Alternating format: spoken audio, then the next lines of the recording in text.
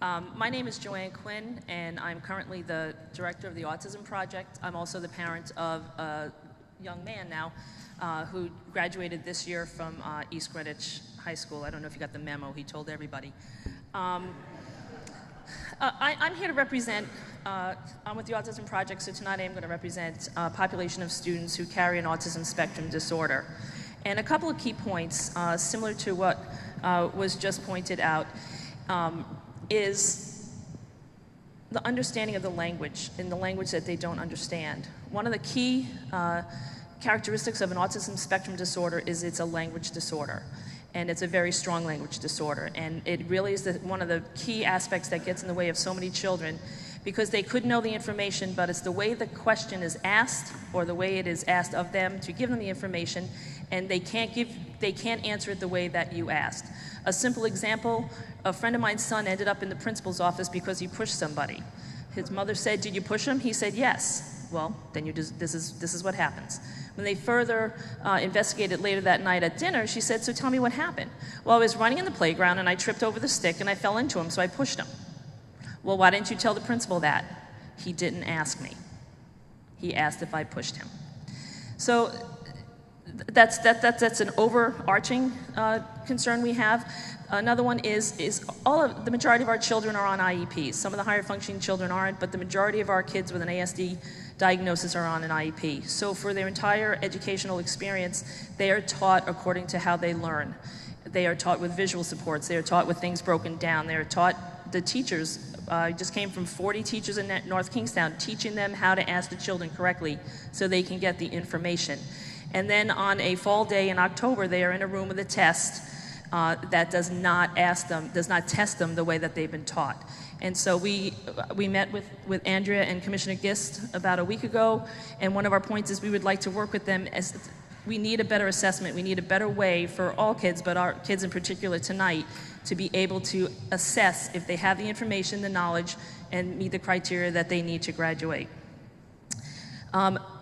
I also want to talk about what we refer to sometimes as the gap kid, but I also want to refer to some of these children as the collateral. I mean, my son, by the grace of God, was, the class of 2013, and he graduated.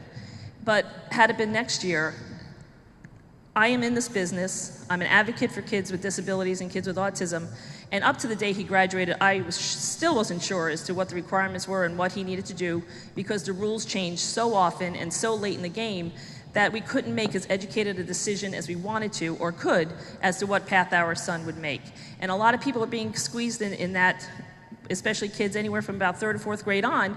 Suddenly we've been going a certain path and now the game is changing. But all along we were told, "Oh, don't worry, it's not going to apply to you. It's really not even going to happen. Don't worry about it. Keep going. This is going to be great. He's in high school. This is how it's going to go." And things change because, like you said, on the logistics, the mechanics of it, there's such misinformation. I was a little surprised to see how many green cards went up when people said they know what's going on. I still don't know what's going on. And I read about this every day, and I learned a lot when I spoke with Andrea and Commissioner Gist the other day of, oh, okay, things I agree with, some things I still don't agree with. But even in the perfect world, as I said in our meeting with them, where we have an IEP that is written the way it should be for our children, and we have the teachers and professionals who are trained and understand and know how to follow that IEP and implement that IEP, our kids can be learning. But we know that there's a lack of professional development, a lack of educators who know the specific learning style and strategies for educating our kids, and we know it's a money thing, and we get that. It's not the perfect world. But then we get up here to high school and the rules change, and we're punishing our kids for something that we as a society and a community were not able to do and not able to uphold.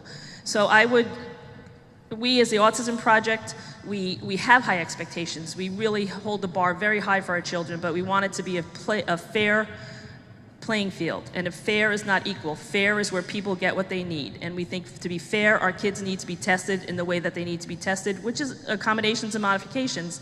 But we will be able to access the information to see if it's there. As you said, a student a month in the country, he may know his mathematics, but we don't know it.